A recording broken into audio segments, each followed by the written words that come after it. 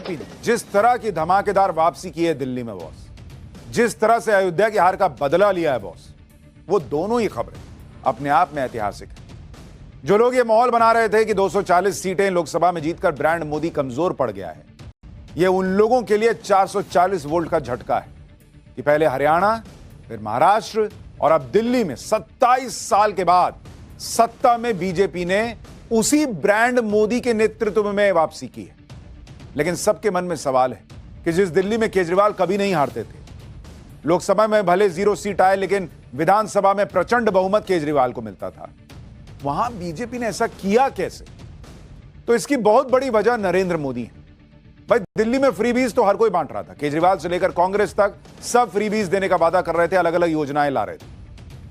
लेकिन जब बीजेपी ने घोषणाएं की तो उसके साथ मोदी की गारंटी जुड़ गई। यही ब्रांड मोदी जो है वो ब्रांड केजरीवाल पर भारी पड़ गया और यहीं पर असली खेला हो।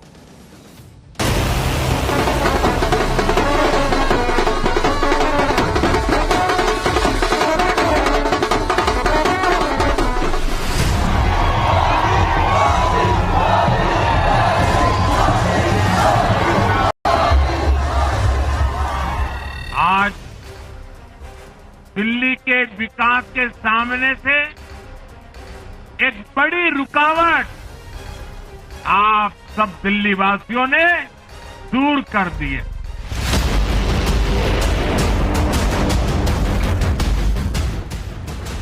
दिल्ली के लोगों ने आपदा को बाहर कर दिया।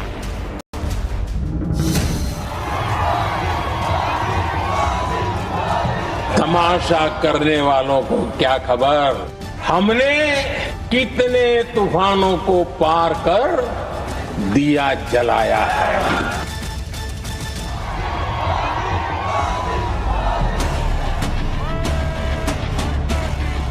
जितने दावे थे, जितनी ध्वनियां थीं, राजनीति के रंगमंच पर जितने स्वांग थे, सब स्वाहा हो गए और पुनः अविजित योद्धा की तरह चमका ब्रांड मोदी।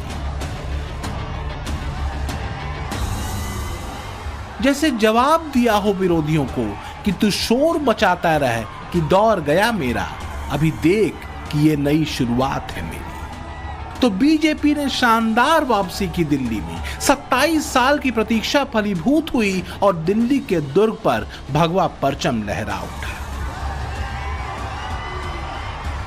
और सिर्फ दिल्ली ही क्यों, अयोध्या की मिल्कीपुर सीट पर जीत दर्ज करने के साथ ही फैजाबाद लोकसभा सीट पर हार वाला हिसाब किताब भी बीजेपी ने बराबर कर दिया।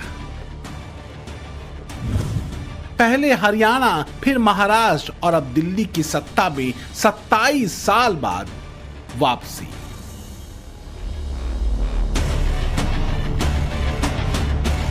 एक तरह से उसी ब्रांड मोदी पर मुहर है जिसे लोकसभा चुनावों के बाद लगातार विपक्ष और इंडी गठबंधन कमजोर बताता फिरता रहा। जिस मोदी की गारंटी का खूब मजाक उड़ाया गया, वही मोदी की गारंटी दिल्ली वालों के बीजेपी पर भरोसे की गारंटी बन गई और बीजेपी दिल्ली जीत गई। आज देश तुष्टीकरण नहीं बल्कि भाजपा के संतुष्टीकरण की पॉलिसी को चुन रहा है। आज दिल्ली के विकास के सामने से एक बड़ी रुकावट आप सब दिल्ली वासियों ने दूर कर दी है। इसमें कोई शक नहीं कि बीजेपी ने अगर दिल्ली के चुनाव को किसी एक चेहरे पर लड़ा तो वो चेहरा था पीएम मोदी का। आम आदमी पार्टी ये तंज बार बार बीजेपी पर करती रही कि बीजेपी तो अपना सीएम चेहरा तक तय नहीं कर पाई, लेकिन बीजेपी कहती रही हमारा चेहरा मोदी की गारंटी है। तो आखिर वो कौन से फैक्टर रहे जो बीजेपी की दिल्ली विजय में अहम साबित हुए? बीजेपी ने जानबूझकर बड़े चेहरे मैदान में नहीं उतारे। माइक्रो लेवल पर काम किया। संघ की भूमिका भी बेहद अहम रही। दिल्ली की महिलाओं को 2500 रुपए प्रति महीने देने का वायदा किया। इसके साथ ही छोटे क्लस्टर्स में रैलियां और चौपालें की। इस सब के साथ जो सबसे अहम और दमदार फैक्टर रहा वो था मोदी की गारंटी, मतलब हर वादे के पूरा होने की गारंटी। मोदी जब गारंटी देता है तो इसे पूरा करने के लिए जी जान लगा देता है। हमने मेहनत की, 29 करोड़ गरीब बहनों के देश में पहली बार बैंक के खाते खुले। अब अनेक राज्यों की भाजपा सरकारें बहनों के खाते में पैसा भेजने की गारंटी दे रही है।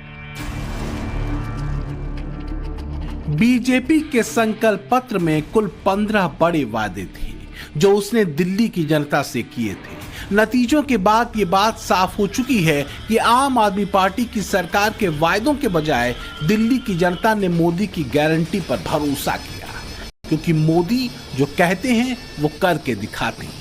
चुनावी घमासान में एक सूत्र हर बार चुनावी मंचों से दिल्ली वालों को पीएम मोदी ने दिया, वो ये कि अब की बार हर हाल में आपदा से मुक्ति।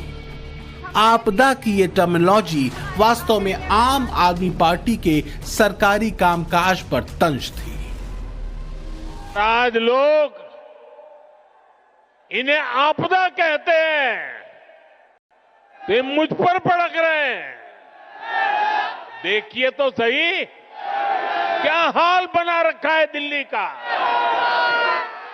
गर्मी आती है तो पीने के पानी के लिए मारामारी, बरसात आती है तो जल भराव से परेशानी, सर्दी आती है तो प्रदूषित हवा में सांस लेना मुश्किल।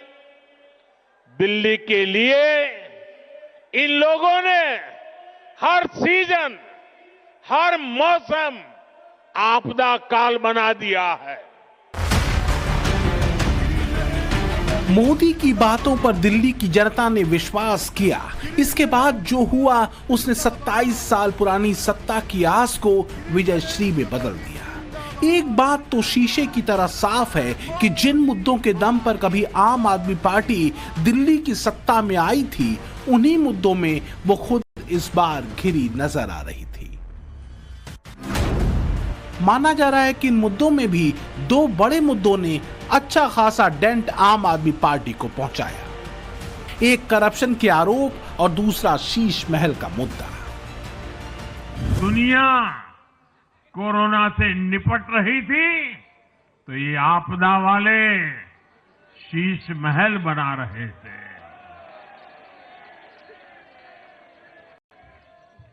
इन आपदा वालों ने अपने हर घोटाले को छिपाने के लिए रोज नई नई साजिशें रची, लेकिन अब दिल्ली का जनादेश आ चुका है।